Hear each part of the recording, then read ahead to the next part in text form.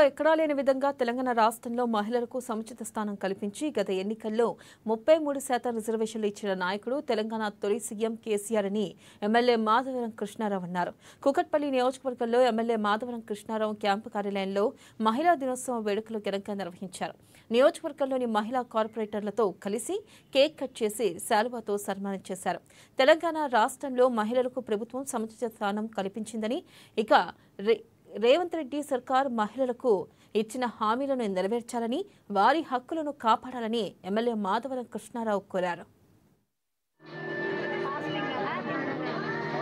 ఈ మహిళా సందర్భంగా మహిళలకు ఉన్నటువంటి హక్కులు ఆ రోజున హైదరాబాద్ నగరంలో కానీ తెలంగాణ రాష్ట్రంలో ఉన్నటువంటి 50% మహిళలకు ఆ రోజు ఉన్నటువంటి స్థానిక ఎలక్షన్లో కూడా మా కేసీఆర్ గారు పెద్ద ఎత్తుగా 50% ఇచ్చి వాళ్ళందరినీ కూడా సర్పంచులు కానీ, జెడ్పీటీలు కానీ, ఎంపీటీలు కానీ, అదేవిధంగా హైదరాబాద్ నగరం ఉన్న కార్పొరేషన్ కానీ, కార్పొరేషన్ మేయర్ కానీ చేసినటువంటి గొప్పతనం ఆ రోజున మా కేసీఆర్ నాయకత్వం జరిగింది.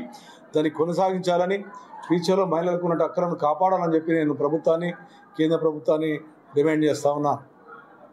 ఈ 14 నెలల్లో కాంగ్రెస్ పార్టీ వచ్చిన తర్వాత మహిళలకు ఉన్నటువంటి హక్కులు, మేము 2000 రూపాయలు ఉన్నటువంటి పింఛన్ని 2200 రూపాయల పింఛన్ని కాంగ్రెస్ పార్టీ 200 ఇస్తే దాన్ని 2000 రూపాయలు పింఛన్ చేసి తెలంగాణ రాష్ట్రంలో ఉన్నటువంటి మహిళలందరూ కూడా పింఛన్లు ఇచ్చాం.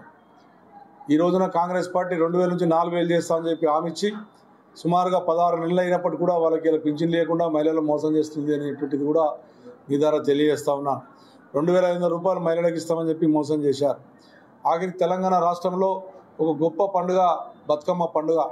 ఆ బతుకమ్మ పండుగ అంటే ఈరోజు తెలంగాణ రాష్ట్రంలో ఉన్నటువంటి పండుగను ఎంతో గొప్పగా చేశారు. ఇతర దేశాల, ఇతర జిల్లాల్లో, ఇతర ప్రాంతంలో కూడా బతుకమ్మ ఆడే విధంగా మహిళలు ఎంతో ఆనందపడే విధంగా ఉన్నటువంటి మహిళల బతుకమ్మ పండుగను దాన్ని కూడా ఈరోజు మీరు చేసినటువంటి దుర్మార్గం, బతుకమ్మ పండుగ ఆడుకోవద్దు, మైకులు పెట్టవద్దు అని చెప్పి ఎంతోమంది మీద కేసులు పెట్టడం, మాకున్న బాలానగర్లో ఉన్నటువంటి మా రవీందర్ రెడ్డి మీద కూడా అక్కడ మహిళల బతుకమ్మ చేసి అని చెప్పి కార్పొరేటర్ మీద కూడా కేసులు పెట్టడం, ఐడియల్ మీద ఉన్నటువంటి బతుకమ్మ పండుగ చేసి 10 గంటలకే వచ్చి మొత్తం మైకులు వీక్కపోయి బతుకమ్మ ఆడకుండా చేసేటువంటి దుర్మార్గం, ఇవన్నీ కూడా ఈ మహిళలకు చేస్తున్నటువంటి దుర్మార్గమైనటువంటి కాంగ్రెస్ పార్టీకి నిజంగా ఇప్పటికైనా